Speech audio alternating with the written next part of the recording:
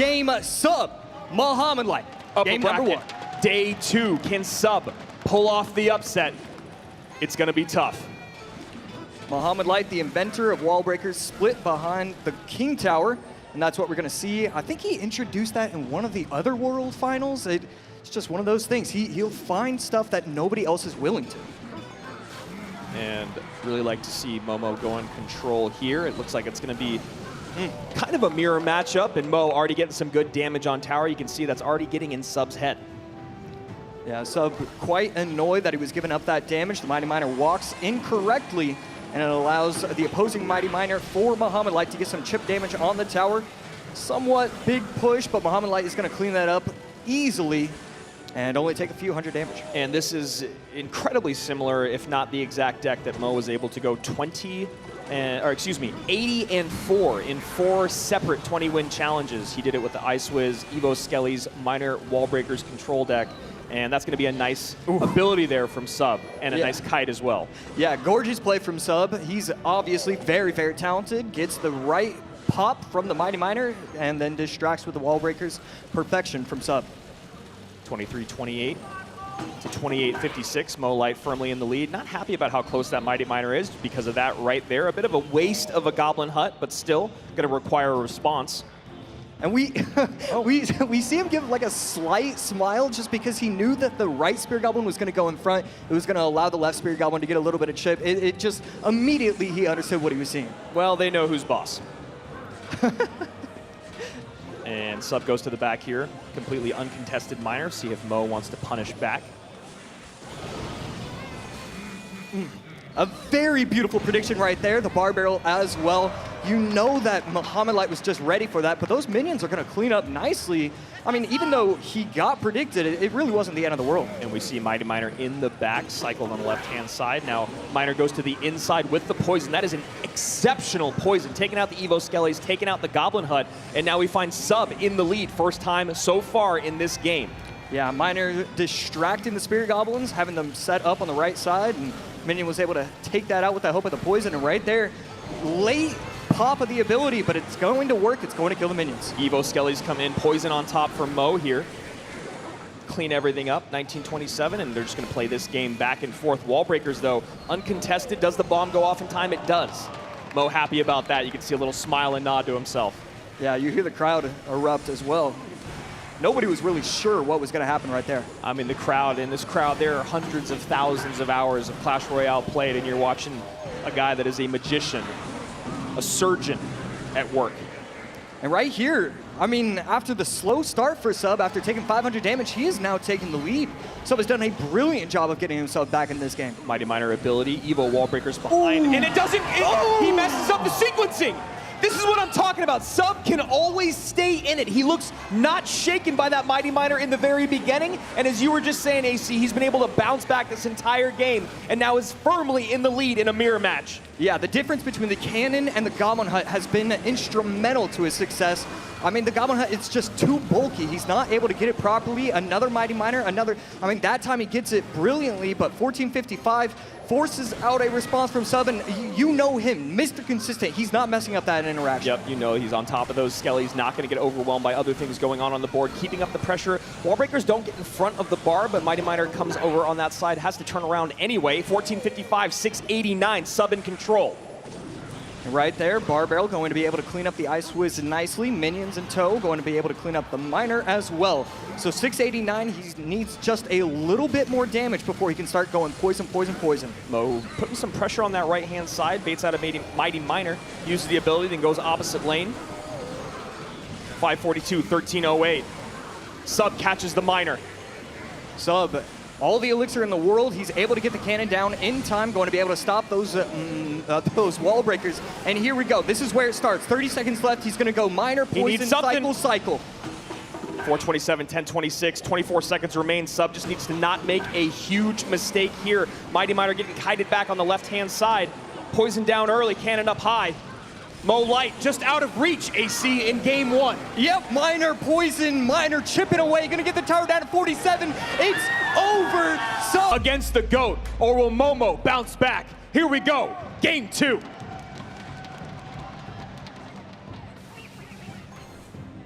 And that is a look that we know well from Mohamed Light. We've seen it any time basically that he's lost, where he is locked in that next game.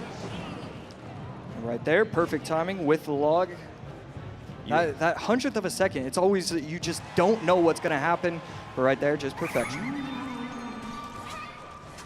We've seen that drill timing be an issue for certain players throughout the competition. Can't imagine Mo will make that mistake more than once, if even that.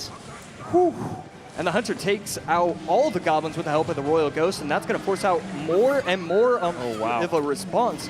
Tesla plus Berserker going to put in work, but this RG could be scary. And look at shake his head. He already knows that E-Spirit, the guards are going to clean everything up. And that's already game number 2. A beautiful dissection of Sub's defense. Everything about that was absolute left. He saw the only way to defend on the right, and he absolutely picks it up. He's Mo Light. Yeah, and that's why I don't like goblins in this meta right now. I feel like it's a little too easy. They don't do enough DPS, still easy to take out. And I mean, Sub, he's gonna keep playing. It's not over till it's over, but this is looking like it's real trouble for him.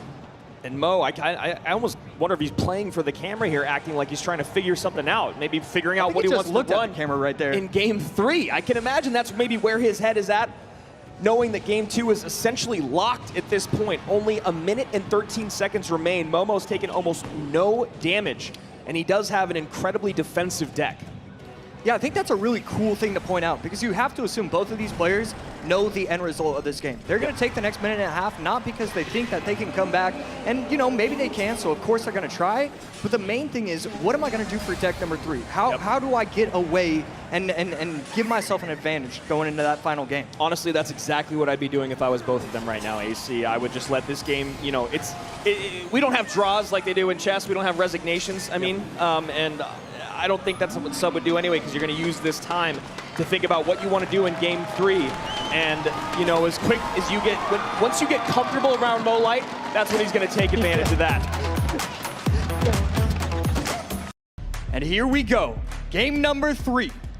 Sub and Mohamed Light. And a Tombstone. Have we seen Tombstone yet? No. I don't think so. I don't think so. We've seen the Cage a few times, Cannon, Goblin. I don't think we've seen Tombstone.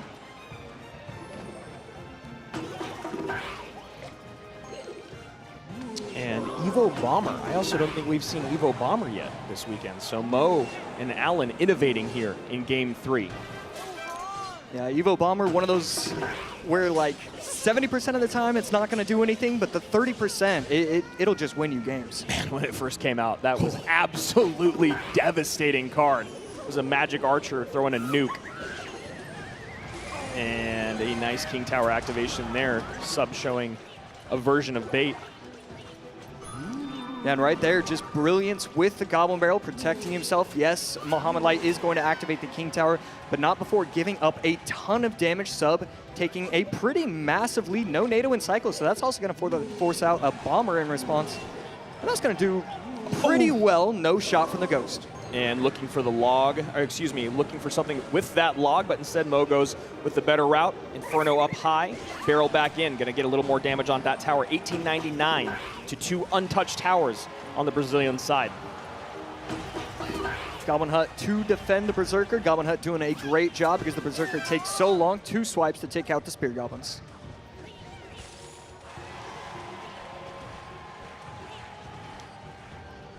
I mean, you gotta wonder about Mohamed Light's deck. There's a couple options. There's the E-Giant, and wow, what a dash. That is a great dash, and it does feel like E-Giant, AC. And there it is. E-Giant soaks up the Evo Ghost. Still taking some shots from that barrel. Now it's time for Sub to defend. Evo Bomber goes out right side. Yeah, frustrated beyond belief, taking a lot of damage, and with 1 minute left, I need to take another look at that. The Bomber doesn't shoot the right Goblin. I think the tower took it out. Just everything going Sub's way, and a beautiful King Tower activation. No chip damage, and this is the reason why I'm not a huge fan of Bomber. There's too many matchups you don't get any value. And obviously, Cannoneer, a great way to match up against E-Giant, but you know what also works is having 3 towers. Princess Towers getting on top of that E-Giant. Going to pull it to the center here. Dark Goblin can get NATO'd in. That Inferno drag, a little scary. And the guards come down last second. You heard a couple gasps there in the crowd. High Ghost, making sure that Golden Knight can't get on top of tower. Inferno getting a little bit scary. And a beautiful cleanup here from Sub. At most takes a couple shots and a dash. I mean, that was perfection. Mohamed thought that the game was over. Half the crowd thought, okay, maybe it was just me, but the Inferno Dragon was... It was scary close. It was scary, beautiful Ice Spirit. The Inferno Dragon was on to the wrong card. The Ice Spirit delays and resets the Inferno Dragon's charge. And another Goblin gets on tower there, 8:57. Only a minute 48 remains, but we all know E-Giant can take a game in a moment. One good push, a nice NATO, a good lineup with the Evo Bomber, a Golden Knight connection. So many ways for Mo to take this game. He goes guards opposite. I like that. No good way to stop him. Barrel in, Tombstone high. Yeah, that's what Mohamed Light was trying to do earlier. The Bomber placed perfectly right there. Beautiful Golden Knight dash. The MVP for Sub so far has been these Dart Goblins. It's just getting so much value. Guards once again to distract. Royal Ghost up high. Momo's running out of time and options. Sub goes barrel right into the back here. No, and the Golden Knight goes backwards. A gift from the Clash Royale gods. Is that what Mo needs to turn this around? High Inferno. Beautiful. Fireball in. Beautiful fireball right there. Goblin Hunt to take the E-Giant into the middle. Guards are going to be low, but the Bomber's going to be able to help out. Needs the Ice Spirit reset, and he's going to do that again. Wow. We keep hyping up all these maybes for Mohamed Light, but Sub on the other side, he's just doing it. He's got it done. Perfect interactions from Sub time and time again. Resetting the Inferno, getting the guards down last second. Royal Ghost up high to stop the Golden Knight charges. Everything is so clean, but it just takes one. 33 seconds remain. Double barrel in. Gets the prediction with the Golden Knight, gets the left tower safely, but this Inferno Dragon is going to do nothing. 26 seconds left. He's going to be able to have another... he has another hut. I don't think Mohamed Light has a shot. I don't think there's any way. Goblins get on top of tower again. Not within fireball range. Guards up high to block. Dark Goblin down low. Dark Goblin down low, that should get on tower! The Golden Knight's on tower, but there's not enough time! And Mo Light is gonna have to repeat a lower bracket run to be the first and ever 3-time